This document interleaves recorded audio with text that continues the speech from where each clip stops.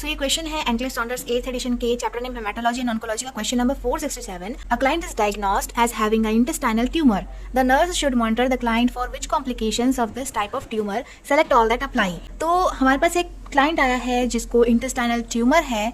अब नर्स उस क्लाइंट को मॉनिटर कर रही है, तो इन ऑप्शंस में से कौन कौन से इस ट्यूमर के कॉम्प्लिकेशंस है. सेलेक्ट ऑल दैट अप्लाई का है, मतलब एक से ज्यादा ऑप्शन इसमें से सही है. तो जैसे कि हम लोग जानते हैं ये हमारा जीआईटी सिस्टम. अब जीआईटी सिस्टम के अंदर कहीं भी ट्यूमर हो जाएगा तो क्या होगा. तो जैसे कि हम लोग जानते हैं कि हमारे बॉडी का लार्जेस्ट सिरस मेम्ब्रेन होता है पेरिटोनियम, और पेरिटोनियम लोकेटेड होता है एब्डोमिनल कैविटी में जस्ट नियर द इंटेस्टाइन. तो जब भी कभी इंटेस्टाइनल ट्यूमर्स होते हैं तो पेरिटोनियल कैविटी में भी इन्फ्लेमेशन हो जाती है, और पेरिटोनियम के इन्फेक्शन को पेरिटोनाइटिस कहा जाता है. सो क्वेश्चन का ऑप्शन 2 हमारा सही हो गया, पेरिटोनाइटिस होता है. अब अगर ये ट्यूमर अगर मैलिग्नेंट ट्यूमर होता तो मैलिग्नेंट ट्यूमर से सेकेंडरी डिस्चार्जेस भी निकलते हैं. इन्फेक्शियस डिस्चार्जेस रिलीज होते हैं जिसको हम लोग पस कहते हैं, और अगर ऐसे इन्फेक्शियस पस वगैरह रिलीज होने लगे तो उसके आसपास जो ब्लड वगैरह होता है वो भी रिलीज होने लग जाएगा. तो कभी भी किसी को इंटेस्टाइनल ट्यूमर वगैरह है तो उसके स्टूल के अंदर आपको फीको-ओकल ब्लड टेस्ट करवाना पड़ता है, जिसके अंदर हम लोग स्टूल के अंदर ब्लड का प्रेजेंस चेक करते हैं. या कहे मेलेना इस पेशेंट को होना शुरू हो जाता है,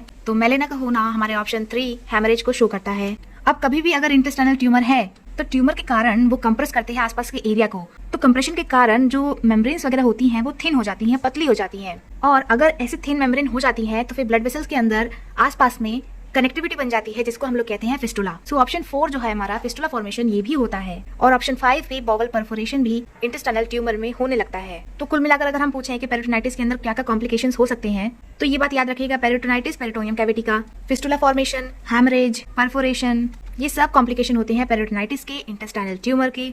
तो हमारा आंसर होगा ऑप्शन नंबर 2, 3, 4, 5. सो अब हम एनक्लेक्स का आंसर भी देखेंगे कि एनक्लेक्स की बुक में इसका क्या आंसर दिया गया है. आप इसको रीड कर सकते हैं. पूरी बुक की थ्योरी प्लस एमसीक्यू का एक्सप्लेनेशन पाने के लिए हिंदी में अच्छे तरीके से आप हमारे चैनल को सब्सक्राइब कर लीजिए.